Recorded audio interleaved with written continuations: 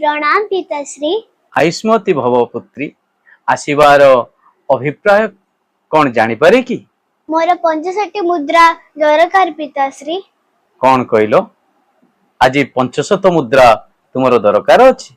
अच्छा पुत्री मु गोटे कथा आज तुमको पचारिबाकू चाहे ये जो प्रत्येक दिन मो पाखर जो 20 मुद्रा 30 मुद्रा 500 मुद्रा नौचो से मुद्रा नहीं कौन करुच होची तुम ये मुद्रा रे कुरकुरी केक बिस्कुट प्रत्येक दिन खाउथुव निहाती आको खाइबा देह प्रति क्षतिकारक। आपण जहाँ भाबुचंती भूल पिताश्री।